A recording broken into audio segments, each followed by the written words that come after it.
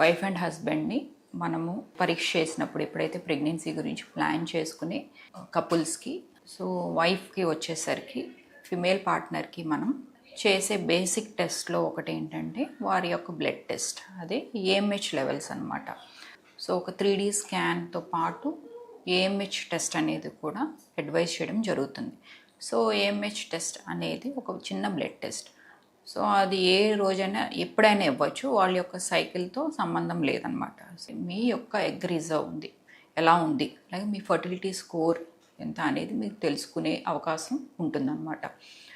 So AMH levels సాధారణంగా న్యాచురల్గా conceive అవ్వాలన్నా లేదా చిన్న చిన్న ట్రీట్మెంట్స్ తోటి లెవెల్ 1 ట్రీట్మెంట్స్ తోటి కన్ఫర్మ్ అవ్వాలన్నా ఏఎంహెచ్ లెవెల్ 2 నుంచి బిట్వీన్ 6 అనమాట. 2 to 6 is the ideal range.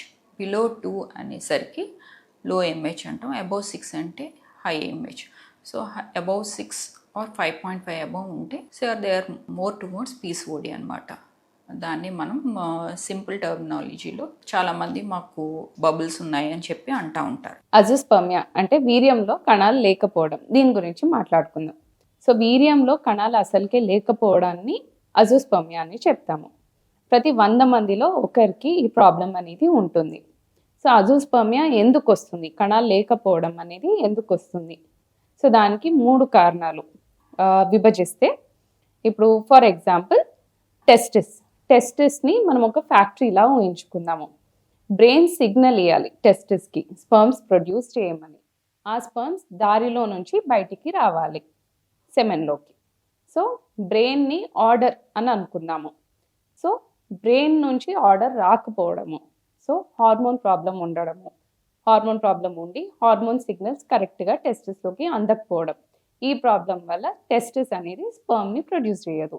అట్లా కణాలు వీర్యంలోకి రాదు. సో టెస్టిస్కి ఇంజరీ అవ్వడము లేదా వారికోసీల్, టెస్టిస్ చుట్టూ నరాలు అనేది ఉబ్బడం, దీన్ని వారికోసీల్ అని చెప్తాము. ఇది సివియర్ ఫామ్లో ఉన్నప్పుడు టెస్టిస్ నుంచి ప్రొడక్షన్ అనేది జరగదు. ఎర్లీ ప్రెగ్నెన్సీలో సిమ్టమ్స్, సైన్స్ ఏమి ఉంటాయి?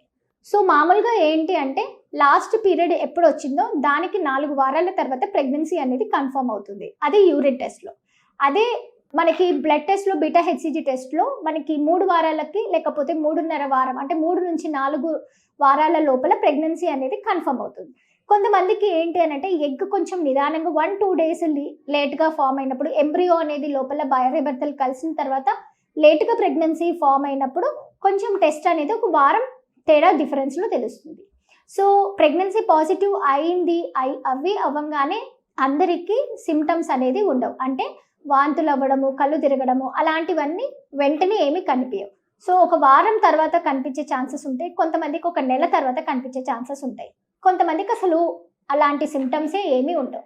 సో మోస్ట్లీ ఏంటి, ఫస్ట్ ప్రెగ్నెన్సీ కన్ఫర్మ్ అయిందా లేదా అని తెలుసుకోవాలి అని అంటే ఒకటి బీటా హెచ్సిజీ టెస్ట్ అంటే బ్లడ్ టెస్ట్ ద్వారా తెలుసుకోవచ్చు 4 వారాలకి, లేదా యూరిన్ టెస్ట్ అనేది ఒక 5 నుంచి 5.5 వారం లోపల కనుక్కొని యూరిన్లో ప్రెగ్నెన్సీ 2 లైన్స్ వచ్చాయా లేదా అని తెలుసుకునే అవకాశం ఉంటుందన్నమాట.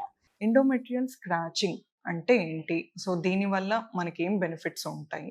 సో ఎండోమెట్రియల్ స్క్రాచింగ్ అంటే మనము గర్భసంచి పొరను ఒక చిన్న క్యాథెటర్ ద్వారా మనము స్క్రాచ్ చేయడం ద్వారా మనకు దానివల్ల ఏ రకంగా బెనిఫిట్ ఉంటుంది అండ్ ఎలాంటి వాళ్ళలో ఇది సజెస్ట్ చేస్తాము. యూజువల్గా మనకు రిపీటెడ్ ఐవీఎఫ్ ఫెయిల్యూర్స్ అవుతున్నాయి అన్న కపుల్స్కి మనము వన్ ఆఫ్ ద రీజన్స్గా ఇమ్యూనలాజికల్ ఫ్యాక్టర్, అంటే వాళ్ళలో ఇమ్యూన్ సిస్టమ్ అండర్ యాక్టివేషన్లో ఉంది అన్నప్పుడు ఇలాంటి కపుల్స్కి ఎండోమెట్రియల్ స్క్రాచింగ్ అనేది సజెస్ట్ చేస్తారనమాట. సో ఎండోమెట్రియల్ స్క్రాచింగ్ పద్ధతి ద్వారా ఏం జరుగుతుంది?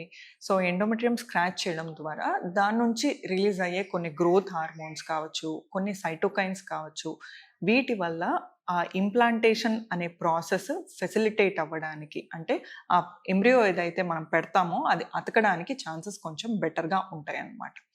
సో ఎండోమెట్రియల్ స్క్రాచింగ్ పద్ధతి ద్వారా మనము ఏదైతే ఇండికేటెడ్ కపుల్స్కి ఎండోమెట్రియల్ స్క్రాచింగ్ చేస్తామో దానివల్ల మనకు బెనిఫిట్ ఉండే ఛాన్స్ ఉంటుంది. మేము న్యాచురల్ పెళ్ళి అయ్యి మాకు 2-3 years అయినాయి, మేము న్యాచురల్గా ట్రై చేసాము, బట్ స్టిల్ ప్రెగ్నెన్సీ రాలేదు, దేనివల్ల ఉండొచ్చు అని అడుగుతారనమాట. సో ఒక ఇంపార్టెంట్ టెస్ట్ గురించి నేను ఈరోజు మాట్లాడతాను.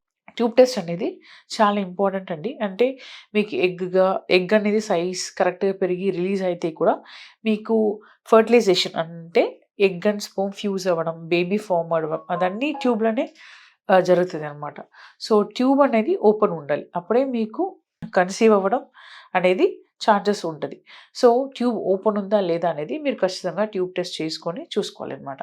సో, చాలామంది ట్యూబ్ టెస్ట్ అంటే భయం లైక్ పెయిన్ ఉంటది అని చాలామంది లైక్ దే డోంట్ ప్రిఫర్ అనమాట. యాహ్! ఆబ్వియస్లీ అండి కొంచెం పెయిన్ ఉంటది. But we have a different type of tube test అనమాట. అంటే లాప్రోస్కోపీ ద్వారా మనం ట్యూబ్ ఓపెన్ ఉందా లేదా అని చూసుకోవచ్చు. ఎస్ఐఎస్ లైక్ యూజువల్‌గా మేము చేసేది అంటే త్రూ అల్ట్రాసౌండ్ హెల్ప్ లైక్ చేసేది మా ఫర్టిలిటీ సెంటర్‌లో అన్నీ చేసేది ఎస్ఐఎస్ అనమాట.